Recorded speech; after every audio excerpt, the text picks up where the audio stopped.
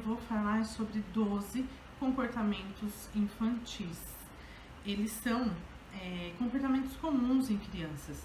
Fala sobre birra, mal educação, inquietação, tédio, egoísmo, distanciamento social, desinteresse pelos estudos, alimentação inadequada, mentira e medo e insegurança. Esses são os 12 comportamentos infantis mais comuns, e você deve se identificar com algum, com seu aluno, um sobrinho, seu filho. Então, vem aí, eu vou detalhar rapidinho eles e o que pode ser feito, beleza? Vamos começar pela birra, um dos comportamentos mais comuns, porque a birra, para nós, parece uma birra, né? Mas para eles é a forma de se expressar. Eles não estão em desenvolvimento emocional. Então, eles não sabem como se expressar se não for através de uma birra, um choro, um grito, o que for. E nesse nós temos que estar atentos, porque existem dois tipos de birra, a intencional e a imprevisível. A intencional é quando a criança, ela dirige alguém a sua birra, a sua raiva, seu momento de estouro. E a imprevisível é quando nem a criança mesmo espera.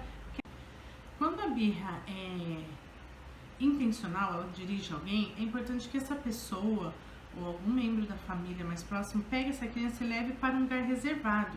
Converse com ela, explique que ela não precisa ter que entende que está tendo essa atitude, mas que não precisa, e explique que ela converse com ela, entenda com ela. Seja intencional, seja imprevisível, a melhor forma é tirar a criança desse ambiente e dialogar com ela, deixar ela se expressar e ela se reconhecer de onde está vindo e o porquê dessa birra. E agora, criança número 2, mal educada. A criança mal educada, muitas vezes vem alguém como exemplo. Então, primeiro que a casa deve ser um ambiente que deve ser de educação. Os pais devem tratar uns aos outros, ou todos os membros da família, com educação, fora da família com educação. Ou seja, onde tiver um adulto deve haver educação, porque é no adulto que a criança se espelha. Ser educado com a criança, isso fará imensa diferença. Muitas vezes os pais são até educados entre si, mas esquecem de ser educados com a criança. Igual modo, conforme você trata ele com as outras pessoas, ele fará o mesmo, porque nós somos espelho e as crianças são esponjinhas, beleza? Terceiro comportamento, a arrogância. Isso pode ter duas direções. Ou porque a criança é tratada como reizinho e rainha, se sente superior às demais pessoas, ou ela é uma criança submissa, medrosa. Então, é importante os pais observarem se a criança sente necessidade de afeto, se ela está se sentindo mais carente, que ela acaba tendo esses dois lados da arrogância. Ou se mostrar como o rei e rainha da casa, né? Por isso que é importante cada um ter o seu papel na família.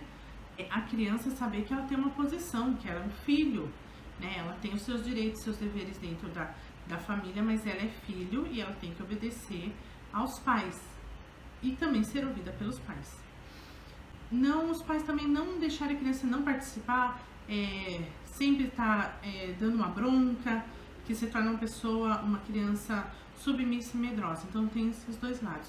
O que os pais podem fazer? Primeiro, se vigiar como que é o trato com a criança. Se é tudo muito reizinho, rainha, se é muito não por medo na criança de que ela não vai conseguir ou ela não pode fazer, se tornando mais submissa, medrosa, mudando muito na criança. Os pais devem estimular e valorizar as atitudes generosas da criança. E a criança perceba que existe um social, que ela deve tratar todos de igual forma.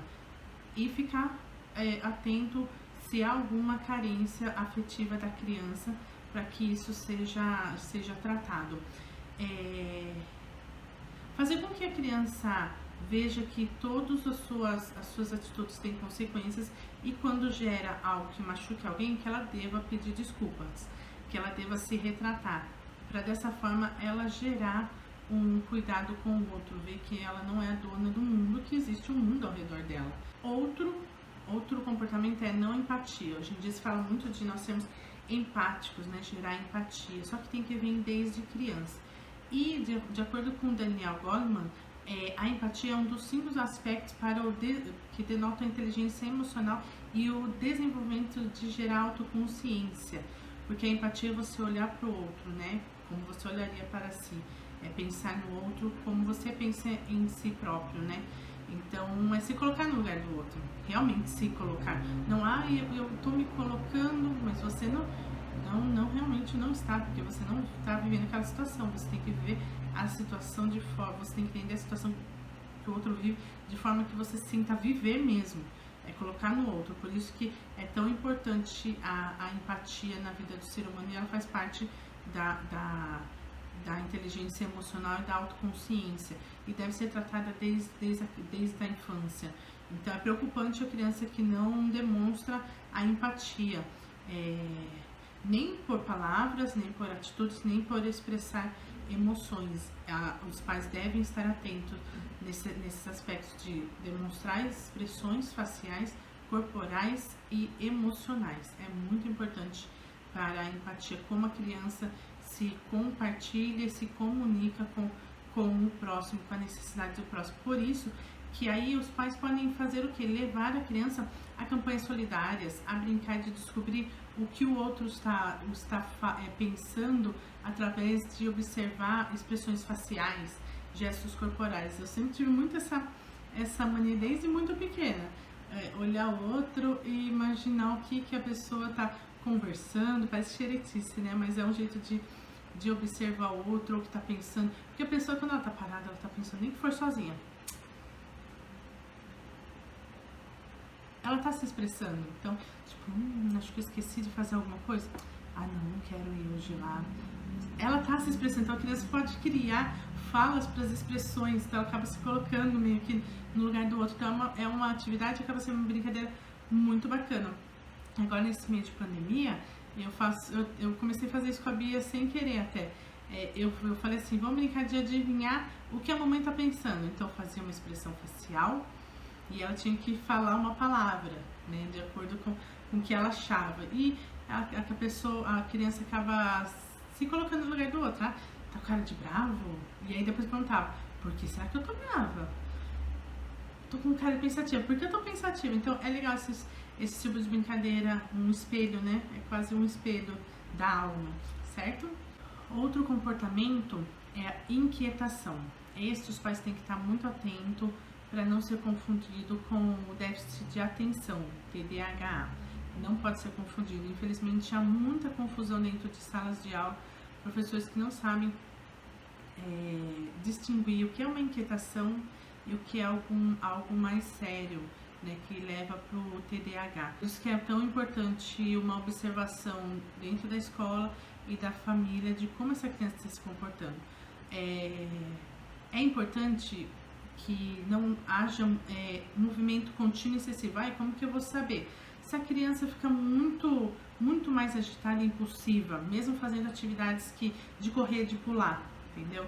Então isso, ela fez e ainda continua querendo, ela não tem um momento de descanso, ela não para, ela não se concentra nem para assistir uma televisão, nem para ler, nem para nada. Então você tem que estar mais atento, como que é na escola.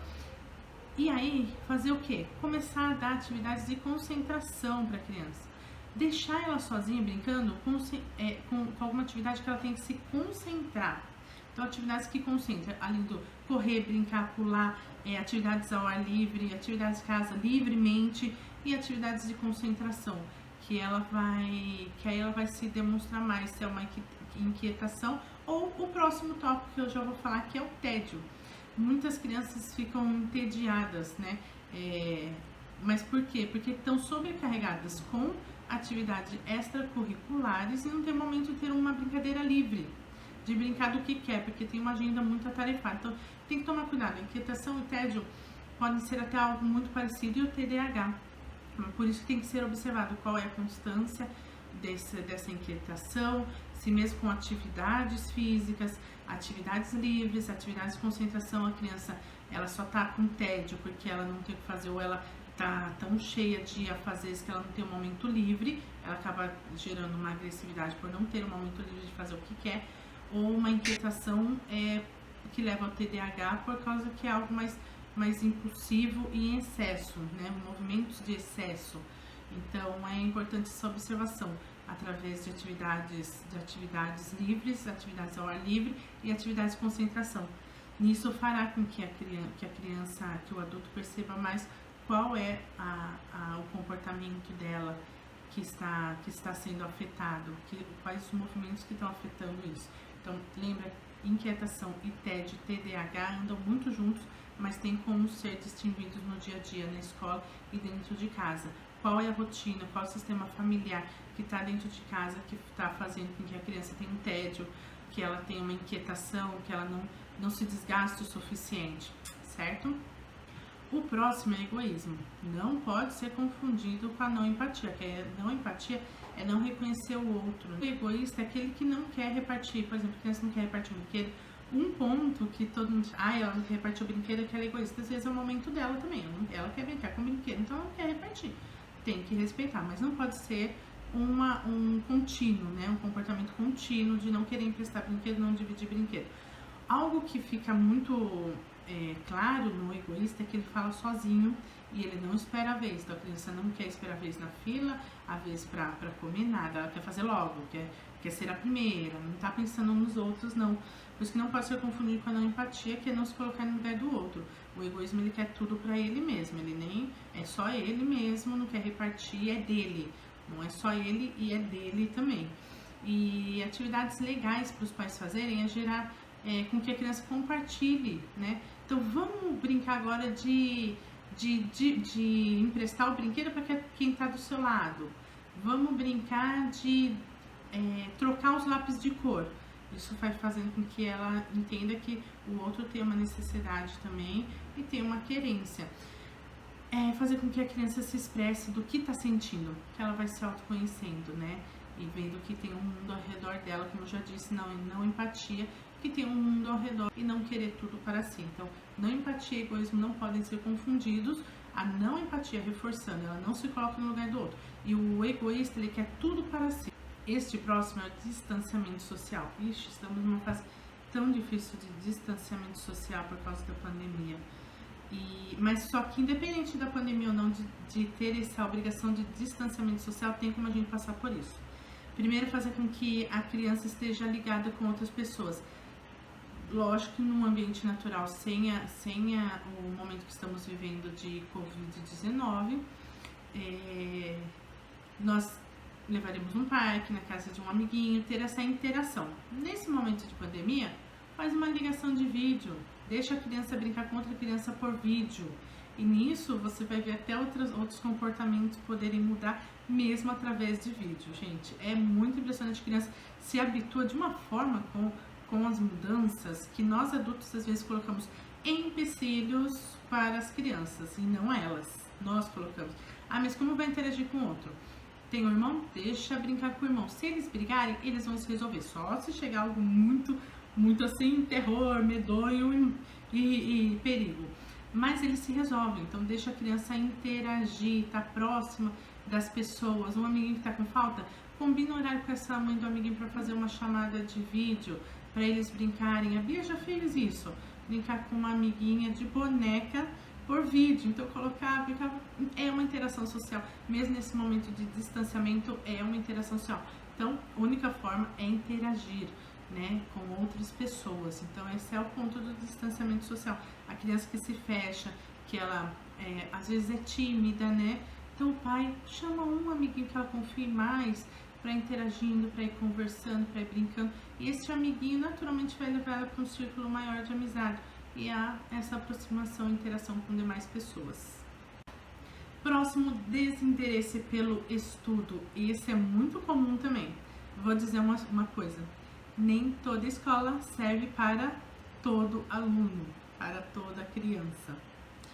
É comum os pais quererem, eu quero que meu filho estude em tal escola, eu quero que ele participe de tal atividade daquela escola. Nem sempre faz bem porque não traz interesse.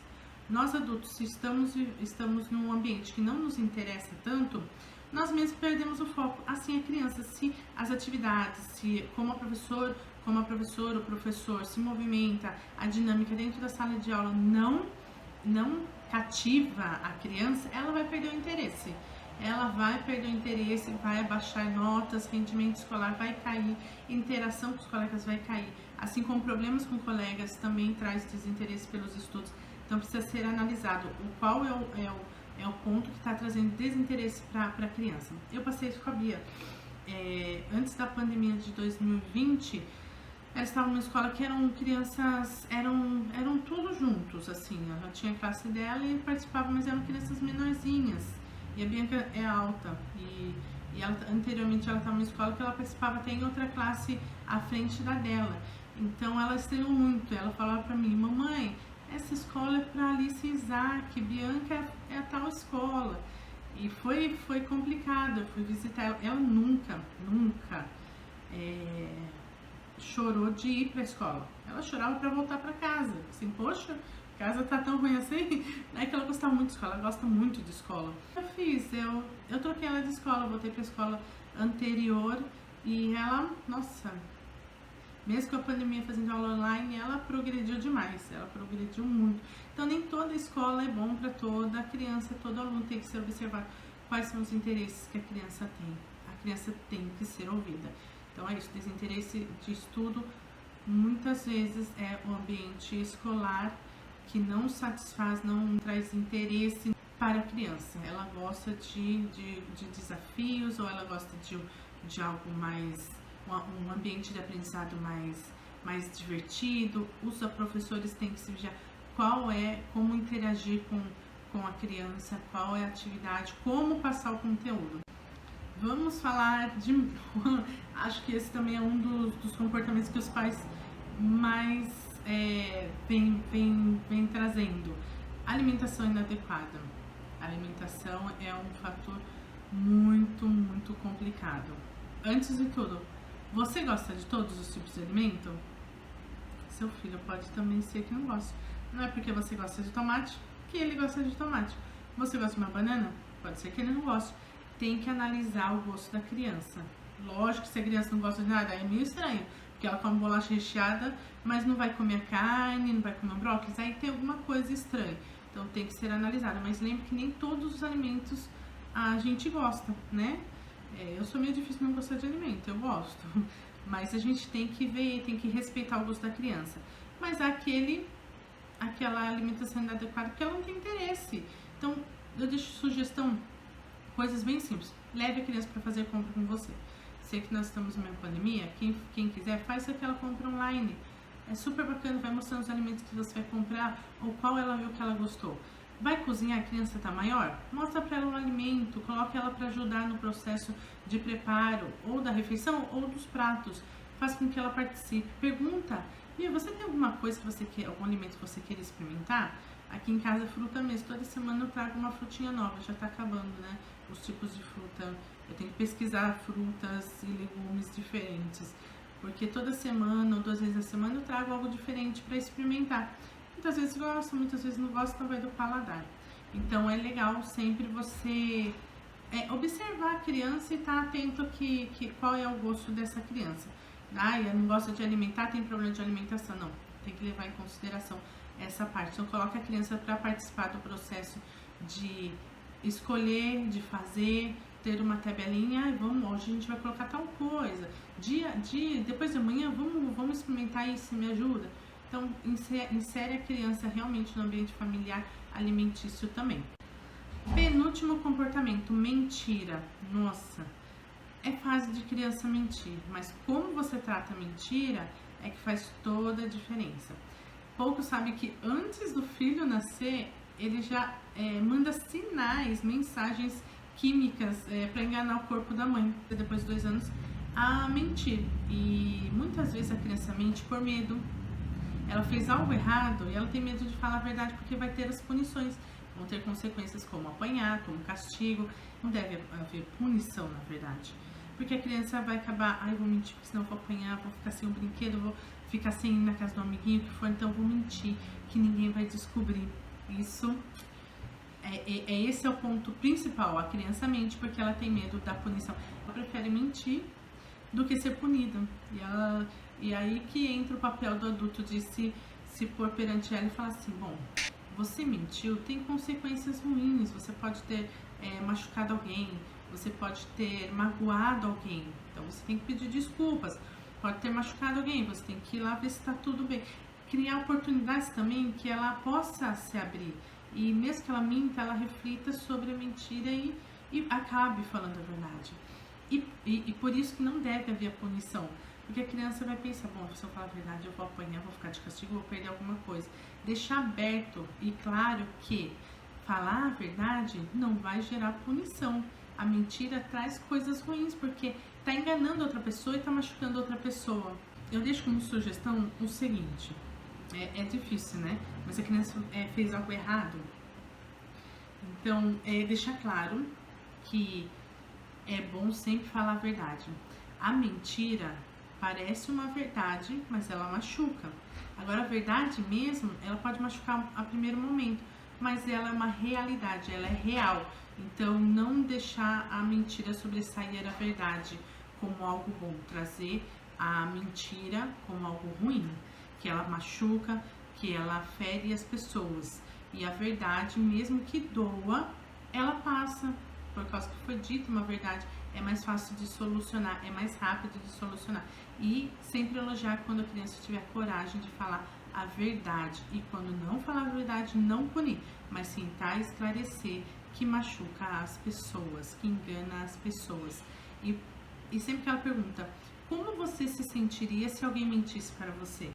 E por último, vamos falar de medo e insegurança. Muitos são os motivos que pode haver da criança ter esses comportamentos de medo e insegurança. Um dos principais é os famosos, se você não fizer tal coisa, o bicho papão vai te pegar. Se você fugir de mim, o homem do saco vai te roubar. É perigoso a criança ter algumas atitudes como sair correndo pela rua. Então você deixa claro, se você sair correndo pela rua, é perigoso você ser atropelado, é perigoso que alguém te leve. Não precisa usar o nome, o homem do saco vai te roubar, o bicho papão vai te pegar. Não precisa usar nomes, só falar a verdade. É impressionante que todas as situações e comportamentos do ser humano é porque uma verdade não foi dita, né? Acho que é muito importante sempre a verdade ser dita. Minha mãe era muito disso. Ela não tinha esse negócio, o homem do saco vai te roubar. Não, você vai ser atropelada. Entendeu? Você pode ser levada por alguém se você fugir de mim no meio do supermercado, sair correndo pelo supermercado. Então, é verdade. O homem do saco não pode estar lá, mas alguém pode pegar e sair correndo, né? Não tem bicho debaixo da cama. É só escuro. Não tem nada para puxar ela. Então a criança vai criando medos, realmente. Aí depois a criança não quer dormir sozinha no quarto, a criança não tem autonomia de crescer e sair sozinha, a criança desenvolve distúrbios emocionais e psíquicos por causa dessas pequenas palavrinhas. Bicho papão vai te pegar, o homem do saco vai te pegar, a loira do banheiro vai te pegar. Então tem que tomar cuidado, que esse é um dos maiores gatilhos para se ter medo e insegurança. E modo de falar. Porque você tem que fazer isso. Você fica quieto que você não pode falar agora. Gera insegurança para a criança. Então todo comportamento que é gerido com ela vai desenvolver alguma coisa, ou uma agressividade, ou um medo, ou uma insegurança. De acordo com estudos da área da neurociência, fazer com que as crianças se sentem no seu eixo, fazer ela perceber que todos estamos em meio a emoções, sentimentos e pensamentos o tempo todo. Então, elas têm que reconhecer que ela tem essas emoções de medo, sentimento de medo, pensamentos de que algo ruim pode acontecer. Todos nós, mas ela tem que saber lidar com esses fatores. E como? Dialogando, fazendo com que a criança demonstre o que está sentindo, que fale o que está sentindo. E o escutar vai ser o melhor e o único ponto. Seja para adulto também cria medo e insegurança nessa fase. Jovem, adulto e adulto cria medo e insegurança. Qualquer ser humano precisa ser escutado e a verdade sempre dita. Faz com que a criança lembre de cenas engraçadas e como ela saiu daquela situação. Por exemplo, ela tem medo de brincar, correr e cair porque vai se machucar ou porque alguém vai rir dela. Então faça lembrar de uma cena engraçada. Ai, lembra quando você caiu, você acabou rindo porque foi engraçado o modo como você acabou caindo. E o que aconteceu depois mesmo? Ai, eu levantei, me limpei, continuei correndo atrás da bola, atrás do coleguinha. Aquele engraçado. Se ela não lembrar de nenhum momento engraçado, eu lembro que você acabou caindo, mas o que aconteceu depois mesmo? Ah, eu levantei e continuei brincando. Ou se a criança acaba se fechando muito,